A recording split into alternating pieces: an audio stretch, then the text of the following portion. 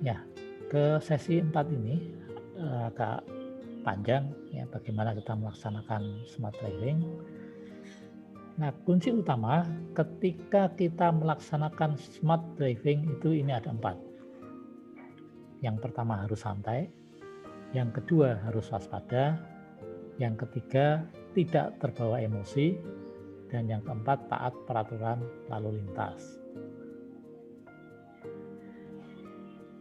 Ya. Penting untuk tidak terbawa emosi karena biasanya anak-anak muda itu kalau disalib ya, itu langsung marah ya, sehingga mengejar ya, seperti itu ya, itu nggak diperlukan karena nggak ada gunanya. Taat peraturan lalu lintas itu akan menghindari kecelakaan ya.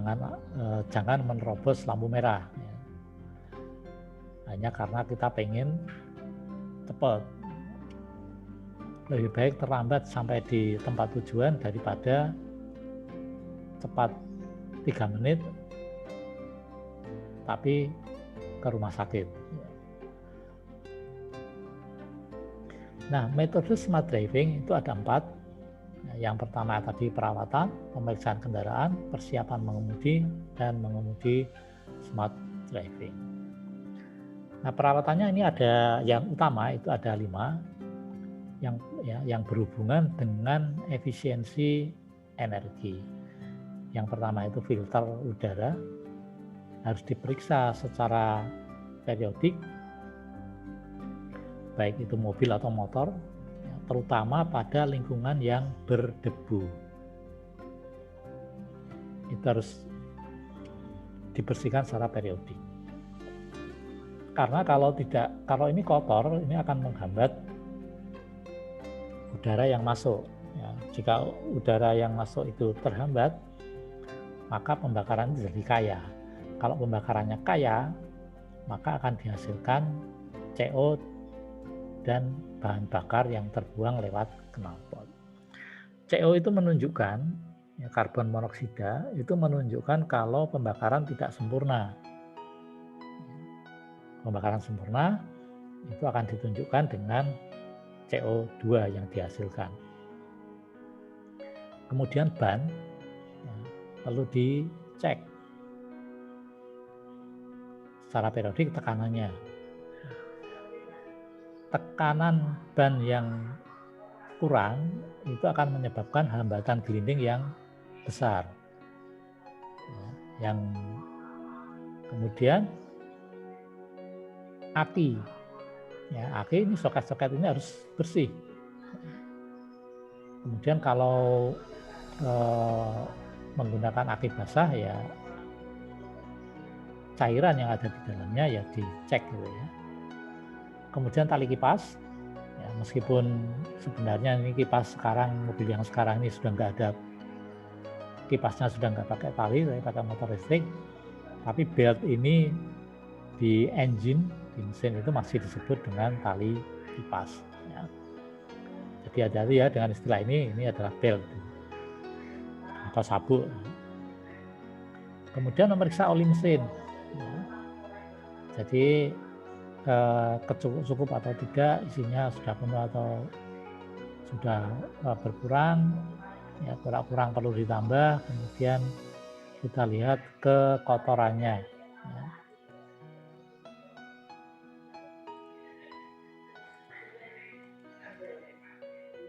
Nah, kalau tadi perawatan rutin, sekarang kita sebelum kita berjalan, ya, sebelum kendaraan itu kita kendarai, kita lakukan pemeriksaan. Yang pertama itu adalah memeriksa ban dan roda. Pastikan bahwa ban dan roda itu baik. Ya, yang pertama ban. Ban itu tidak boleh retak, ya, apalagi sobek, ada retakan atau sobekan. Ya. Kemudian roda, pastikan bahwa pelek itu juga sama, tidak retak. Pelek, ya, velg itu mestinya tidak boleh ada lasnya, ya tidak boleh dilas. Harus utuh. Ya, pada roda Anda juga perlu memeriksa bearing. Ya, apakah bearingnya kering ya, atau sudah berbunyi.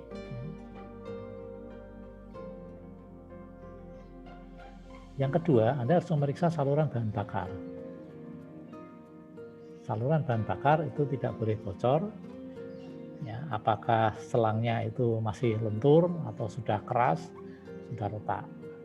Kemudian memeriksa oli mesin, ya, memeriksa radiator, apakah airnya masih penuh, memeriksa aki, ya, kemudian memeriksa perangkat pembersih kaca.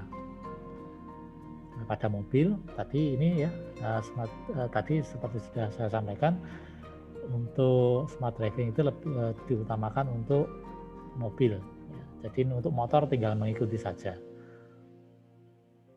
Memeriksa perangkat pembersih kaca. Kenapa penting? Ya. Karena kita tidak tahu, mendadak bisa hujan. Ya. Dan kalau perangkat pembersih kaca itu enggak siap, maka jadi masalah. Ya, kita periksa karetnya, masih lentur atau tidak. Kalau sudah keras ya berarti harus diganti. Memeriksa sistem pengereman. Ya, ada bocor-bocor tidak di sepanjang saluran minyak rem. Kemudian memeriksa lampu dan kaca spion. Jangan membetulkan kaca spion pada saat kendaraan itu berjalan. Lampu perlu dicek, lampu depan, lampu rating, lampu belakang, lampu rem, ya, cek semua. Orang sering lupa memeriksa lampu ini. Ya, terutama lampu rem karena letaknya di belakang, jadi nggak tahu. Kalau lampu depan biasanya nunggu mati. Ya, kalau malam hari dinyalakan lampunya ternyata mati, baru tahu kalau lampunya bulbnya putus. Ini adalah efek dari saluran bahan bakar yang sembarangan dipasang, ya. Jadi ini terjadi karena ini tadi selang bahan bakar itu tidak diikat dengan baik, tapi hanya ditaleni pakai kawat, ya, pakai kawat tembaga ini diputar-putar. Ya. Ternyata tetap bocor dan mengakibatkan kebakaran. Oke, nah sekarang persiapan mengemudi. Jadi sebelum Anda mengendarai, mesti Anda memeriksa STNK, SIM. Ya. Kalau truk dan bis itu ya juga KIR, ya, surat jalan, ya, kemudian mengatur tempat duduk, ya, memeriksa kelonggaran setir. Jadi maksudnya kelonggaran setir ini sering disebut dengan speleng, ya, speleng setir. Jadi ketika setir diputar itu tidak langsung belok, ya, tapi longgar. Ya. Jadi tidak boleh ya ada kelonggaran setir. Kemudian memakai safety belt. Penumpang yang di sebelahnya juga perlu diingatkan, ya, tidak hanya masalah keselamatan, tapi juga diingat kita sekarang diawasi pakai kamera. Ya, jangan sampai dapat kiriman surat cinta dari Polda itu. Nah, sebenarnya semua penumpang itu sebaiknya menggunakan safety belt. Itu sebabnya kendaraan-kendaraan pada masa sekarang itu di kursi penumpang di belakang pun itu juga diberikan safety belt. Berikutnya persiapannya adalah memanaskan mesin. Memanaskan mesin ini nggak perlu lama-lama. Ya, pada kendaraan-kendaraan masa sekarang ini cukup 10 detik. Ya. Kemudian kita pakai jalan pelan-pelan. Ya, paling-paling hanya sekitar jalan 1-2 menit, ya, paling lama 3 menit itu mesin sudah panas. Ya, memanaskan mesin itu dalam keadaan berhenti itu pada mesin zaman dulu. Jadi mesin zaman dulu itu perlu dipanaskan panaskan karena yang pertama supaya oli itu melumasi semua bagian mesin dulu sebelum dipakai untuk jalan. Ya, kenapa? Karena pada masa dulu itu materialnya tidak seperti material seperti sekarang. Materialnya dulu itu mudah aus. Ya, kalau sekarang tahan sekali. Ya, olinya pun, ya, pelumasnya itu juga pelumas yang viskositasnya tinggi. Jadi pada zaman dulu itu engine itu menggunakan pelumas SAE 40. Nah sekarang itu hanya kita menggunakan engine itu menggunakan pelumas yang SAE 10 sampai 15 encer. Ya, zaman dulu sehingga sekarang untuk memanaskan engine tidak perlu lama-lama karena pelumas itu karena encer cepat sekali melumasi. Nah, kemudian alasan yang kedua materialnya itu lebih kuat, tahan aus. Nah kemudian yang penting ini tidak menggunakan telepon selama mengemudi. Nah ketika mengemudi smart driving ini ada metode yang ini ya.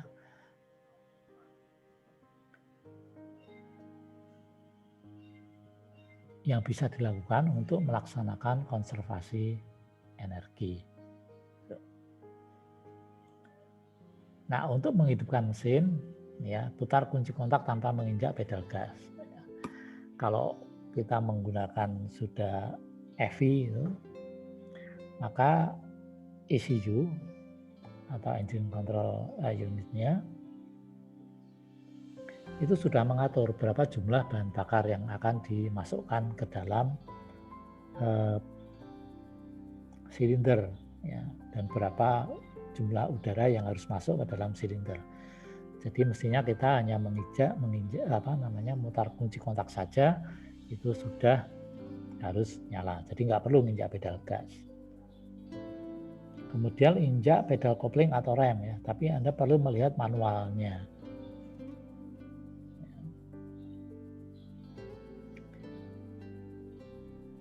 Kalau matic itu biasanya tidak perlu menginjak kopling ya karena nggak ada koplingnya. Tapi beberapa mobil memang mengharuskan antara lain harus menginjak rem kalau mau menyalakan engine. Nah perkara injak pedal kopling ini ada beberapa hal yang lucu. Ya, ada satu cerita yang lucu itu di salah satu perusahaan taksi. Ya, ini ada supir baru, ya, itu bawa mobil ya, karena dia ganti driver tanpa mematikan mesin, maka dia langsung bawa. Gitu. Nah kemudian bengkel itu menerima panggilan bahwa mobil tidak bisa menyala. Gitu ya. Driver tadi itu memanggil bengkel, mobilnya nggak bisa nyala, nggak bisa di starter. Maka didatangilah kendaraan driver itu beserta mobilnya. Ternyata yang terjadi, si driver itu pada waktu mau menyalakan mobil, pada waktu muter kunci kontak, itu pedal koplingnya tidak diinjak, sehingga tidak bisa di start. Nah yang ketiga itu tidak perlu memanaskan mesin terlalu lama, kemudian jalankan kendaraan pelan-pelan sampai mencapai temperatur normal. Nah setelah itu ya jalankan aja sesuai dengan kebutuhan. Tapi yang terpenting terutama untuk truk dan bis itu adalah ini, ya, baca buku manual kendaraan. Ya, jadi Anda perlu baca manualnya supaya tidak seperti supir taksi tadi. Ya, harusnya nginjak pedal kopling atau rem, tapi ternyata nggak diinjak ya nggak bisa di start.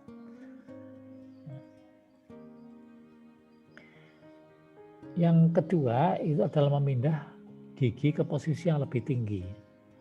Jadi kalau kendaraan Anda itu manual, maka Anda perlu memindah gigi ke posisi yang lebih tinggi sesegera mungkin sebenarnya ya.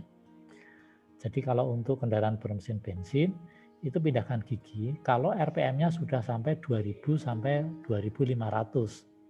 Sedangkan untuk kendaraan yang mesinnya diesel itu pindahkan gigi kalau RPM-nya sudah 1500 sampai 2000 RPM. Ya. Posisi giginya lebih tinggi itu lebih baik, ya. Karena itu makin hemat dari kurva yang tadi, ya, kita bisa lihat bahwa posisi gigi pada gigi-gigi yang lebih tinggi itu kita akan mendapatkan konsumsi energi yang lebih kecil. Nah, menggunakan gigi, ya, ini ada perhatian supaya tidak salah tafsir. Ya. Ini. Menggunakan gigi setinggi mungkin. Ya. Jadi pada setiap posisi gigi, kita usahakan kalau kita mau benar-benar berhemat, maka RPM-nya di sekitar 2200 untuk bensin dan diesel sekitar 1700. Ya. Nah, maksud dari penggunaan gigi setinggi mungkin itu begini.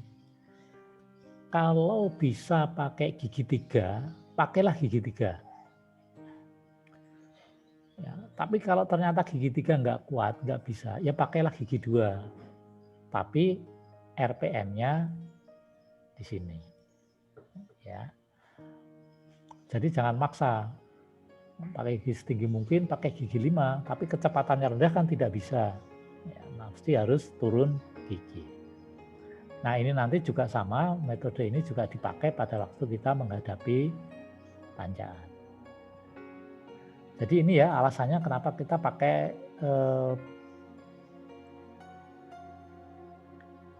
RPM di sekitar 2200 karena tadi di sini yang paling hemat. Kemudian kenapa kita pakai 1700 ya karena yang hemat itu di sebelah sini.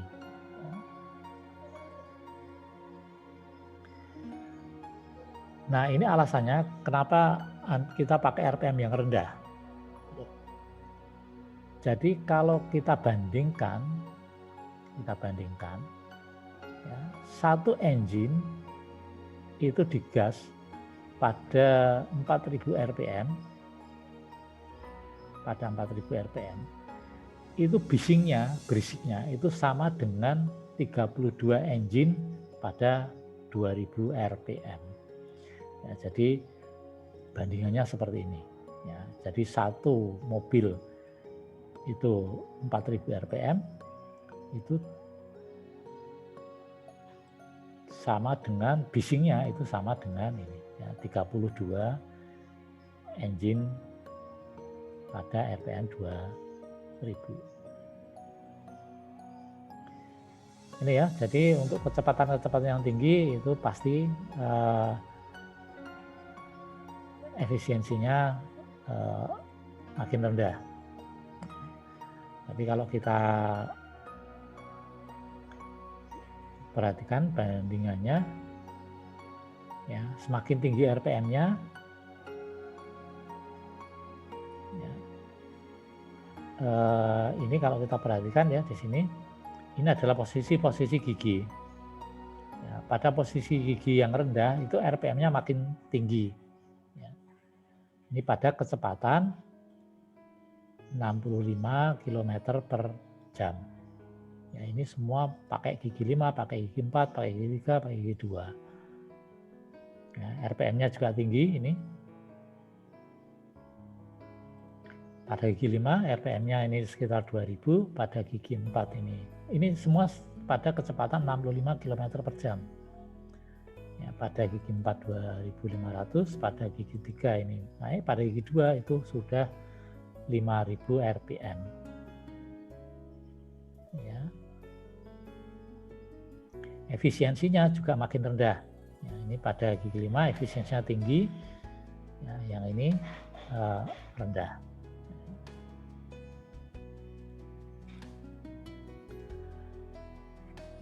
Nah, tadi selain menggunakan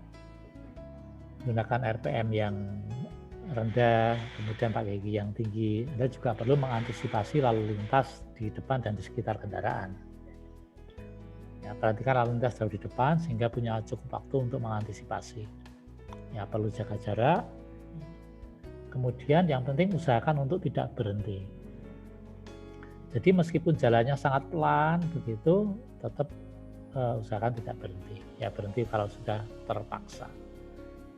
Jadi misalnya Anda menghadapi lampu bangjo, kan tidak perlu balapan. Ya, tidak perlu balapan hanya untuk sampai ke lampu merah. Gitu.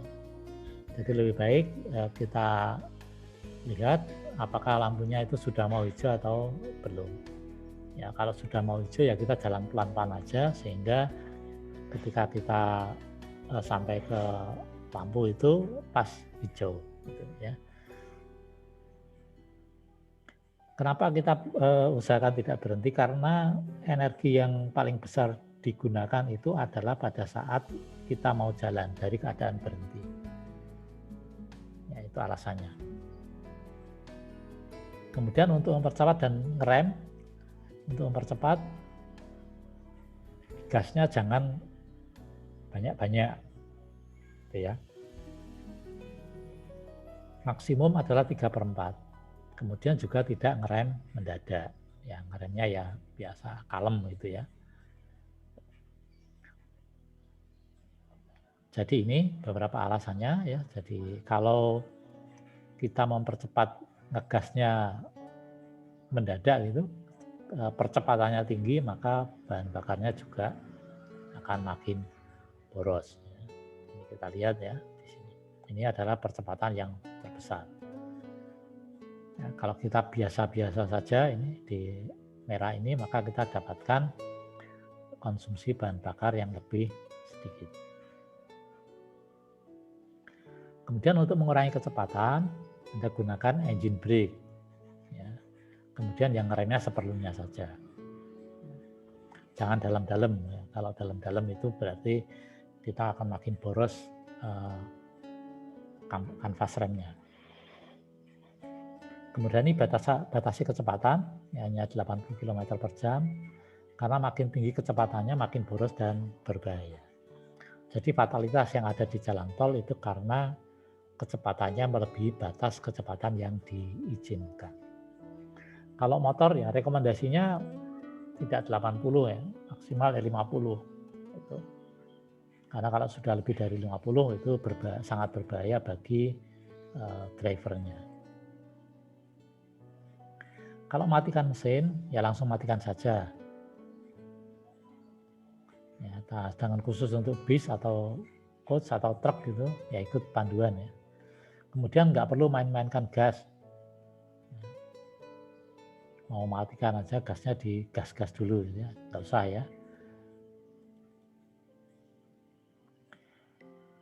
Nah, kiat yang lain itu engine perlu dimatikan kalau berhenti lebih dari 30 detik.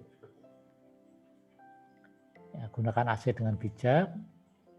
Ini misalnya gini ya, kalau lebih dari 30 detik itu misalnya berhenti di lampu merah yang lama sekali, ya, lebih baik dimatikan. Kemudian menggunakan AC, kalau pagi-pagi udara dingin ya nggak usah pakai AC. Buka saja jendelanya. Kemudian hindari penggunaan rak di atap. Ya, turunkan muatan yang tidak perlu. Ya, di bagasi itu sering ada barang-barang yang tidak kita perlukan. Ya, jadi termasuk muatan yang tidak diperlukan itu adalah selingkuhan. Ya. Nah, itu perlu diturunkan. Periksa tekanan ban secara berkala, kemudian gunakan peralatan atau mantan bahan bakar dalam kendaraan. Kendaraan di zaman sekarang itu sudah dilengkapi dengan ini. Ya. Ada yang menggunakan kilometer per liter atau 100 km atau liter per 100 km.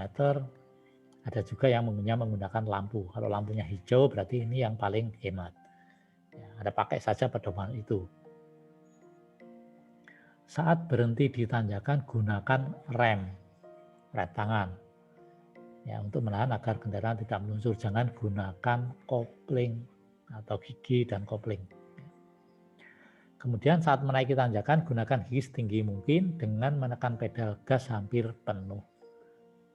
Ini sama nasihatnya dengan tadi, gunakan gigi setinggi mungkin. Maksudnya, kalau kuat pakai gigi 3, pakailah gigi 3. Tapi kalau naik itu nggak kuat, jangan dipaksa pakai gigi 3. Ya, harus turun gigi. Maksudnya itu. Peringatan ini ya. Jadi, tidak boleh digunakan jika keadaan membahayakan keselamatan. Contoh saat memasuki jalan bebas hambatan. Jadi ketika Anda masuk, itu Anda nggak boleh pakai smart driving. Anda harus pakai percepatan supaya kecepatannya itu mengikuti kecepatan kendaraan-kendaraan yang sudah ada di jalan tol. Nah nanti kalau Anda sudah berada di jalan tol, ya dalam keadaan normal, silahkan gunakan smart driving. Tidak banyak ngerem, jaga RPM, ya, jaga kecepatan maksimumnya. Di jalan turun yang terlalu curam, ini nggak boleh dipakai. Ya, Anda perlu pakai rem, pakai engine brake. Jangan terlalu lama menggunakan rem pada jalan yang turun curam.